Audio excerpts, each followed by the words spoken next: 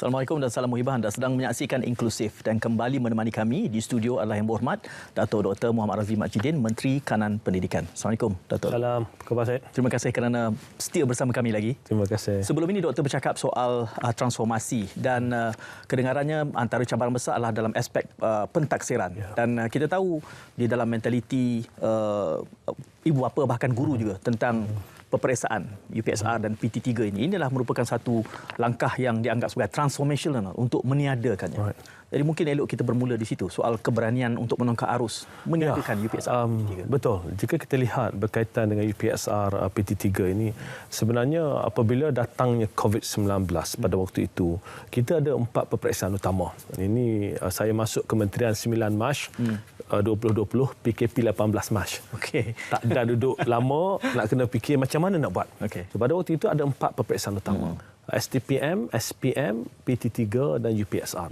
Dan kita decide yang mana kita tak boleh nak negotiate. Okey. Jadi kita kata non-negotiable, tak boleh kita kacau. Kita akan cuba untuk laksanakan juga STPM dengan SPM. Okay. So that's why macam SPM sampai 4 kali, kali keempat tangguh baru jadi SPM. Namun yang lain-lain ni macam mana? So from there on kita start menganalisa dengan mendalam. Apakah sebenarnya way forward kita tentang pentaksiran? Adakah ini merupakan pendekatan yang kita rasa paling sesuai mengambil kira perkembangan di seluruh dunia tentang pentaksiran di sekolah. Jadi kita kaji secara mendalam. Kita lihat satu persatu. Dan dari sudut itu kita lihat peringkat awalnya kita lihat bagaimana bila tidak ada kita kata 2020 ni kalau bila datang COVID kalau tak ada UPSR ni apa yang parents risau sikit pada waktu itu parents dan kita dapati bahawa antaranya ibu bapa ni rasa kalau nak masuk sekolah asrama anak adik macam mana. Now, to address that, kita perkenalkan apa yang kita panggil pentaksiran kemasukan sekolah khusus PKSK for the first time.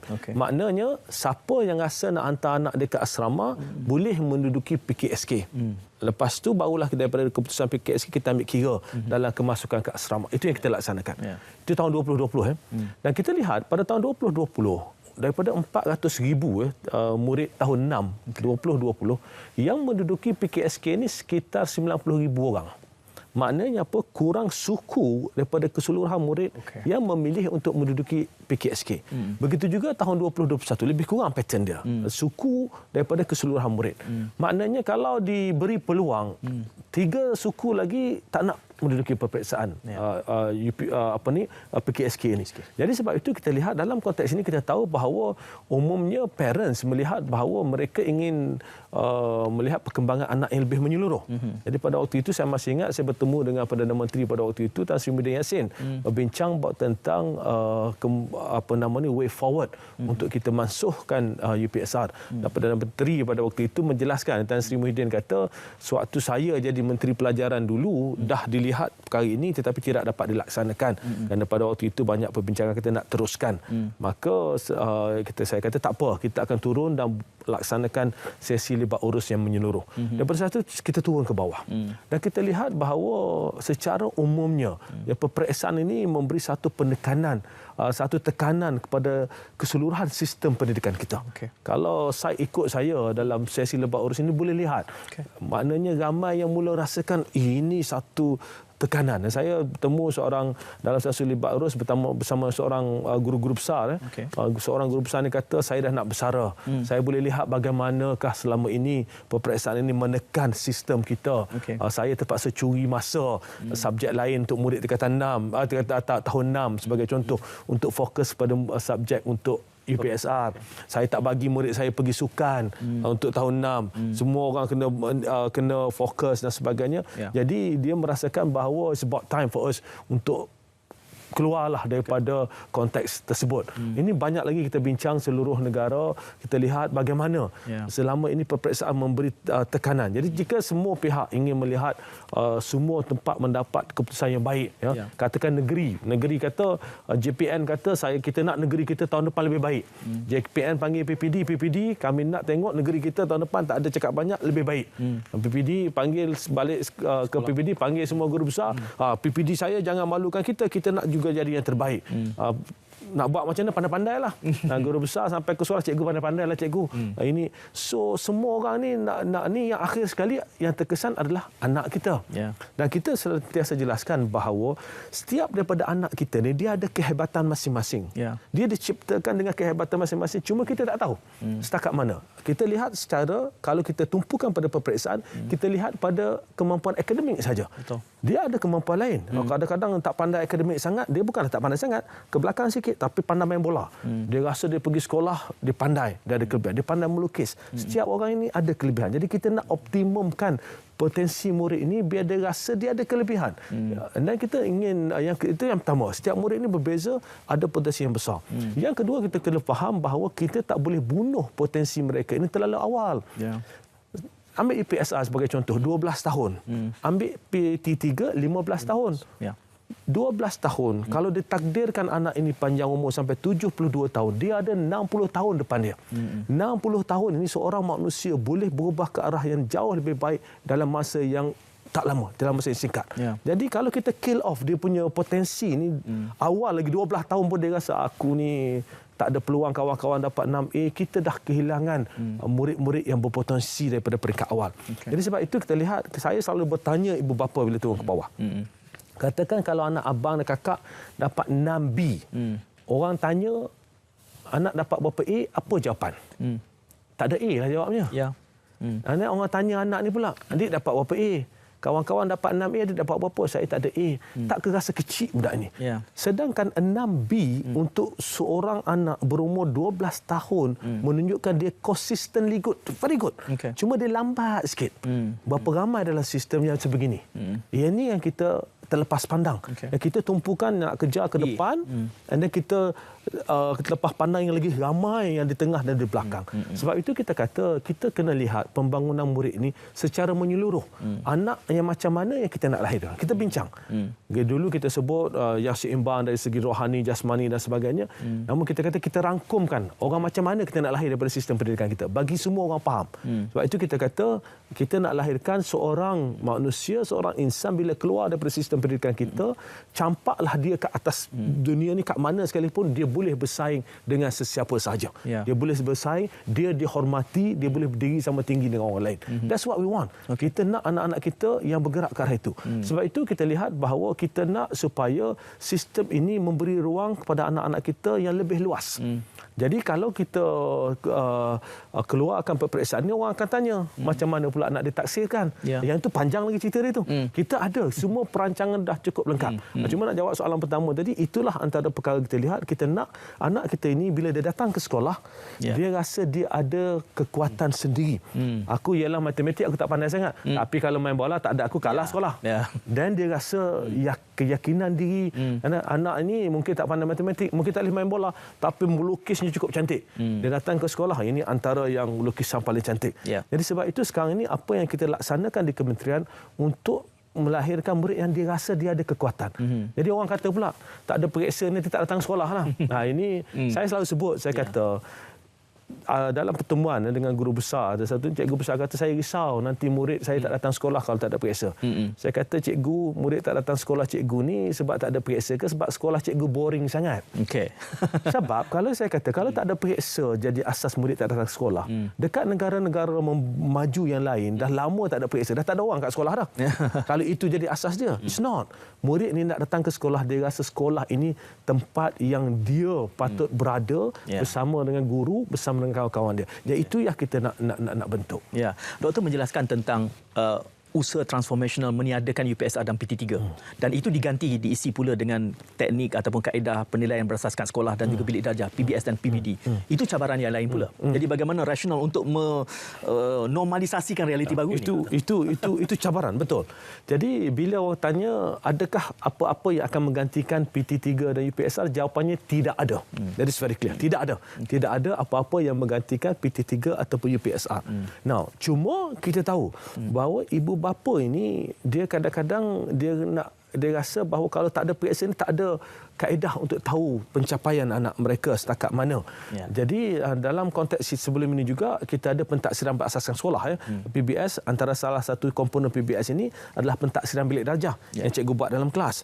Okey, now selama ini ada juga terdapat kesangsian berkaitan dengan pentaksiran berasaskan sekolah, khususnya pentaksiran bilik darjah PBD ini.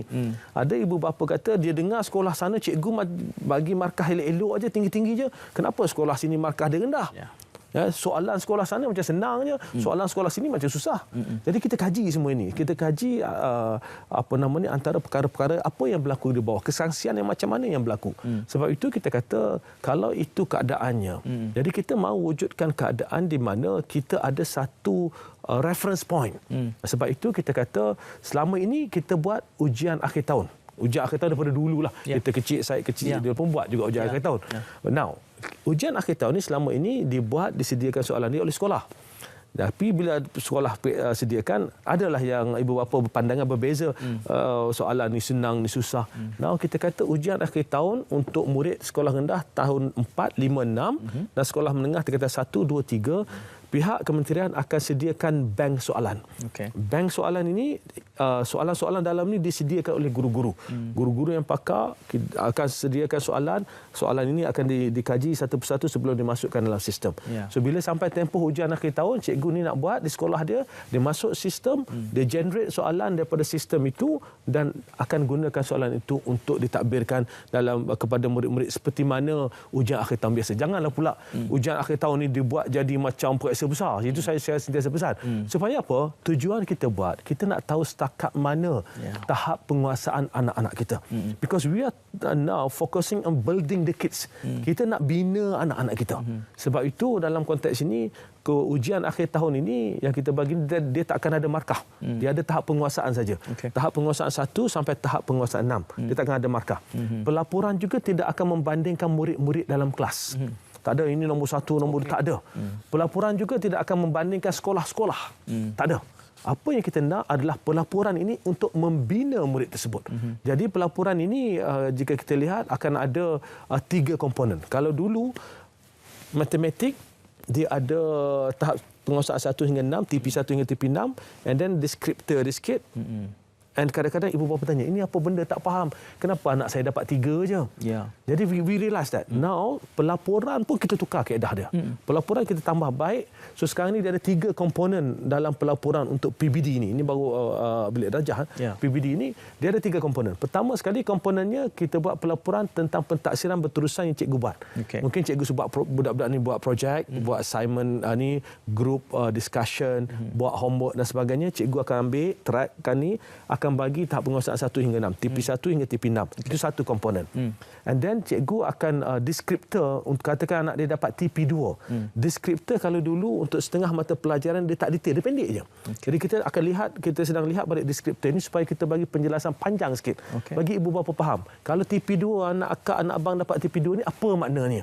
Kita bagi deskriptor yang lebih panjang. Dan guru juga akan beri ulasan tentang apakah intervensi yang boleh dibuat untuk mengoptimumkan potensi murid ni. So, jadi banyak perkara kita buat dalam konteks pelaporan itu. Yang kedua tadi ujian akhir tahun yang kita akan laporkan berdasarkan tahap penguasaan, dan yang ketiga adalah usaha. Dia ada komponen usaha murid ni.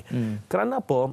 Kerana selama ini ibu bapa bila anak dia katakan dapat tahap penguasaan 2. Dulu dia tak ada 3 komponen, dia ada 1 je. So bila dapat 2, dia datang jumpa cikgu, dia kata anak saya ni rajin cikgu.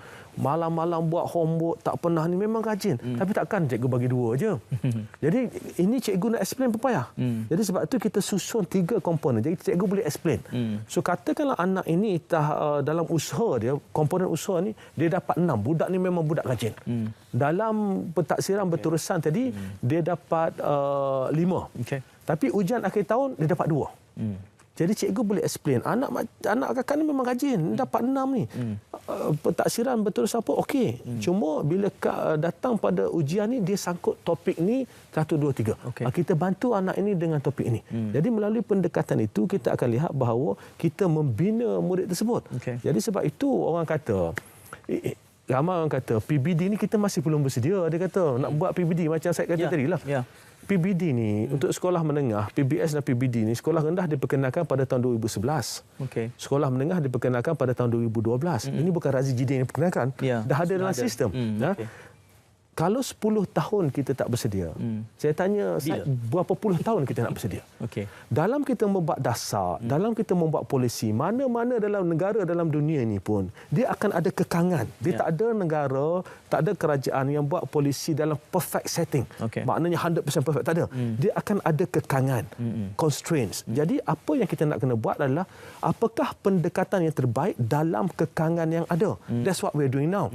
Amal kata kita tak bersedia, kita tak ni. No, if you're talking about tak bersedia, 10 tahun daripada 2011 sampai sekarang tak bersedia, then maknanya apa? 20 tahun belum tentu bersedia. So we have to push ourselves. Sebab tu saya kata tadi, awal tadi saya kata kita kadang-kadang takut nak berubah ke arah yang lebih baik sebab kita rasa sistem yang ada itu adalah satu yang dah terbaik sebab dah lama. No. Berapa lama sistem itu, kalau dia tidak optimum, we have to work hard untuk pastikan kita mempunyai satu sistem yang lebih optimum. Dalam 2 minit yang berbaki ini, soal penerusan ini adalah satu yang penting kerana melakukan satu yang transformational, malang sekali dalam konteks Malaysia ini selalu saja sekali air bah, sekali pantai berubah, Doktor. Jadi ketiadaan Doktor nanti, apa jaminannya, apa juga yang telah dilaksanakan ini akan dapat diteruskan? Pertama sekali, kalau saya tengok sepanjang saya berada di kementerian, apa yang kita fokuskan adalah tentang perkara-perkara struktur. Kita usahakan betulkan perkara-perkara struktur dalam pendidikan. Kita tak bercakap sangat tentang kosmetik. Because kosmetik ini dia tak akan mengubah secara keseluruhan ekosistem itu untuk letakkan ekosistem itu pada landasan yang betul. Tapi jika kita betulkan struktur, insya-Allah siapa-siapa masuk pun dia akan bergerak atas struktur yang telah dibetulkan. Itu yang paling penting, ya. Sebab itu fokus sebagai contoh. Bila kita buat pentaksiran, itu perkara struktur. Dan yang kedua, kita buat pengambilan guru one off menggunakan pendekatan baru, kluster mata pelajaran. Itu perkara struktur. Dan setiap perubahan kepada struktur yang kita buat ini, kita kaji dengan mendalam. Kita bincang dengan pegawai-pegawai, kita go through satu persatu untuk mendapatkan apakah struktur yang terbaik, apakah sistem yang terbaik. Sebab itu saya yakin siapa pun masuk dalam kementerian, pegawai yang nasihatkan saya itu, yang bincang apa semua ni adalah mereka yang ada pada waktu itu yang faham bahawa inilah perubahan yang telah dibawa kepada struktur-struktur yang penting. Jadi sebab itu sesiapa saja yang datang ke kementerian, apa yang paling penting pada waktu ini kita letakkan asas yang betul. Itu paling penting. Asas yang betul, asas yang kukuh. Siapa saja berada di kursi Menteri Pendidikan boleh push forward the transformation yang kita telah laksanakan ini dengan sokongan dan dukungan semua pihak. Sebab itu pada hari ini kita turun ke bawah. Kita bincang, kita bagi penjelasan kepada semua pihak nak bagi faham bahawa we are on the right track. Kita berada pada landasan yang betul. Trust me, kalau semua dapat bergerak seiring, insya-Allah dalam masa beberapa tahun yang datang kita akan lihat perubahan besar kepada sistem pendidikan kita ke arah yang jauh lebih baik. Ya, apabila menongkak arus maka memerlukan kekuatan yang luar biasa.